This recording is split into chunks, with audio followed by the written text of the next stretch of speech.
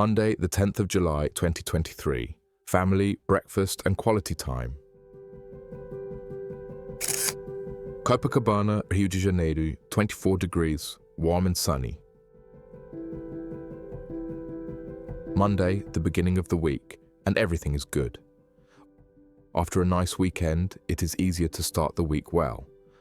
I have an early class at 7 a.m. The idea is to give the class and then go out and exercise, as the next class will only be at midday. It is just Yasmin and I. Nalva went to São Paulo yesterday. I also want Yasmin to start the week well, so I went to the baker's before the first class at 6 a.m. I journaled, had a coffee, and bought some rolls for breakfast there. In Brazil, it is common for people who work outside of home to have breakfast at a coffee shop or bakery. The most popular breakfast option in the morning on the way to work is a simple bread roll with butter, either plain or grilled on a hot plate. This generic continental breakfast should include fruit, bread, butter, ham, cheese, juice, and of course, coffee.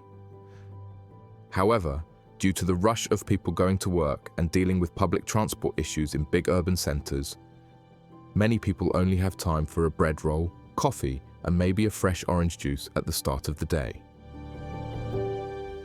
This is a million miles from the traditional British breakfast, where almost everything is fried, with 1,000 calories in every bite. The English or British breakfast is supposed to have originated in the 14th century and reappeared during the Industrial Revolution in the 18th century, when blue-collar factory workers needed a strong and heavy breakfast to sustain themselves during the whole day on the cold factory floor. Lunchtime would only be 15 minutes, just enough for a sandwich brought from home. Only at night would they have a wholesome meal large enough to nourish and maintain themselves. The British breakfast of toast, bacon, sausage, egg, tomatoes, baked beans, etc., and tea was created for the English worker to continue working throughout the day. Eating habits have changed a lot since then. In many cultures, including Brazil, lunch is the principal meal of the day, replacing dinner, which is now relegated to a snack, sandwich, or smaller or lighter meal.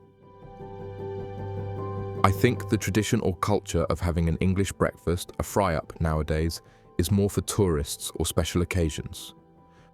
When traveling and staying at a good hotel, usually the option of having a British breakfast is real, and the odd or special occasions when you meet family and friends. Instead of going out in the evening, a good British breakfast at a special place is something special for anyone to start the day well. And besides, you will not have to do any washing up too. Even though it is not the healthiest of meals, having a British breakfast at the start of the day is very tasty and satisfying. At home, while Yasmin was preparing to go to school, I toasted some rolls with scrambled eggs and put them on the table for her to have before she left. I gave the class, went out and exercised, and gave other classes for the rest of the day. In the evening, Yasmin and I had to go out to buy something to eat. We sat, ate, and talked about life, teenage problems, and traumas at the local baker's. I asked her what she thought of me living with her and her mother for this short period. She thought it was strange, but better than she had expected. Sitting there, just with father and daughter, was sublime. It was quality time for both of us. It was very nice. In bed by 9:30 p.m. Thank you. Thanks for reading my blog. Check out my other posts and share your thoughts in the comments. Richard.